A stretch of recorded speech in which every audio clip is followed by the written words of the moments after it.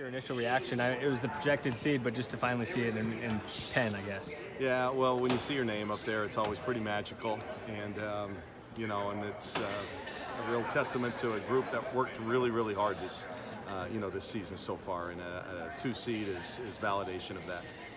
You practiced at Seattle U. Did you have any idea that could be a potential opponent? No, I didn't. Coach Susie's done an awesome job with that group. I think this is her first year up there, and she's really turned it around. And you know, a good Jesuit school in the Northwest is, you know, we're always fans of them. So we know it's going to be a difficult game and a tough challenge. What's the scouting process now in the next couple of days? We just get on the, you know, on the computer. We have a program that basically, in a matter of a couple buttons, you know, you push, you can bring up basically every game. So I'm sure my staff already has on my computer, you know, multiple games of each one of the teams that we could play in this, you know, in these first 2 rounds. And but, you know, right now our focus is just, hey, Seattle U. Season of firsts and superlatives, though. I mean, that number 2 seed is something special, right? Oh, no doubt. Yeah, no doubt. And being the Pac-12 regular season champ and tournament champ, honestly, I think you should be placed in the West region. I'm glad that we are. They really earned this seed. They played so well, and like you said, a season of many firsts. We can add now 1 more. How different does this feel from last year when you guys were sort of scraping to get into the tournament, and now, you know, being honored so high? Yeah, a little different. I don't think you can tell that it's different by the way we've practiced this week. I think the focus has been tremendous.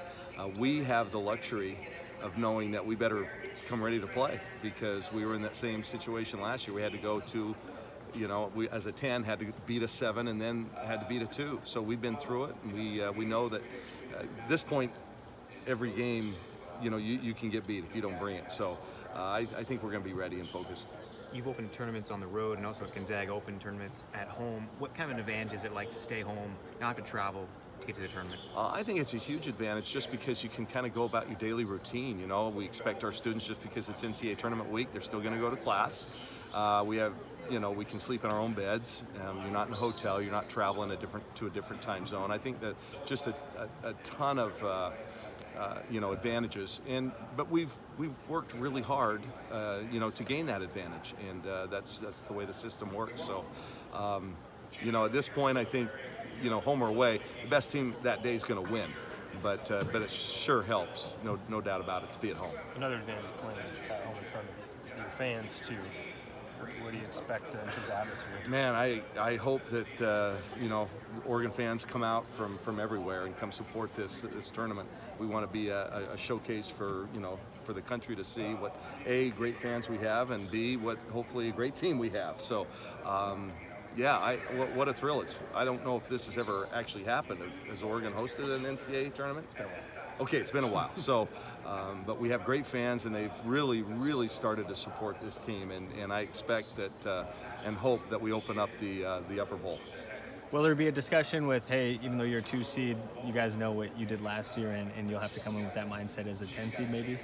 Oh, yeah, no doubt. We're 1 game at a time. I mean, all we're going to worry about is Seattle, and we'll know them very well by the time we play them. And yeah, I think last year was a luxury. We learned that you can't take anybody for granted. Not that those teams did, but that, you know, the seed doesn't matter. I think who plays the best that day, and everybody that's in this field is good enough. You guys played pretty loose last year. Do you think you can keep doing that? I mean, you've been playing loose all year this year, too. We've been playing loose. It's not going to change. Practices are loose. You know, every time we're together, it's fun. That's part of this team's DNA. I don't think that'll ever change. You knew you weren't going to catch anybody off guard in the league. You figure it'll be the same in the tournament, though. I mean, you're not going to catch anybody by surprise like you may have last year. No, but we've answered all those challenges this year, and I look at we played 2 number 1 seeds. We played Texas A&M as a host team a couple times. The Pac-12 prepares us, and we got everybody's best in the Pac-12 too. As soon as we took the lead in the conference, we were the team that everybody's gunning for, and this group answered the challenge, and then they did it again in the Pac-12 tournament. So I think we're going to be ready.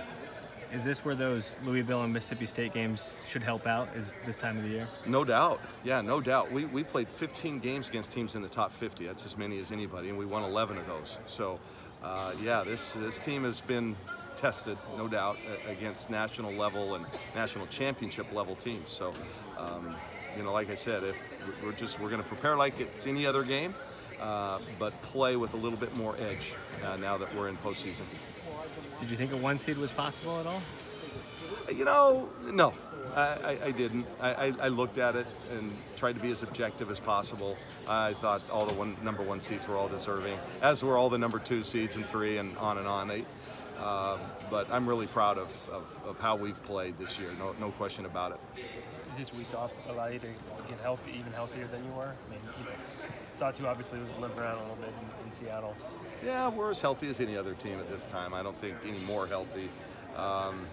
It gave us a chance, I know, as coaches to get out on the road. We were all gone for the entire week, and we did give the team the whole week off. Let them get caught up on their studies, number 1, and number 2, kind of heal and kind of take a mental break as much as a physical break. When you practiced this weekend, what were those like? What were you trying to get done? Oh, I thought the last 3 days, just to kind of get their legs back. We went live most days, not for very long, but just for a little bit. And I think that helps. We just want to get kind of back into that game-ready mentality as quickly as we can. This time of year, playing your best basketball is obviously important. How much confidence does that give you knowing that you were able to handle the business in Seattle? Oh, I think it's great. Seattle was great for us because not only did we beat all 3 teams there, we played 2 really good teams, 2 of whom are hosting, and both of whom could make deep runs into this tournament. But what I think it gave us was, offensively we continued to play pretty well, but I thought defensively we were really on point.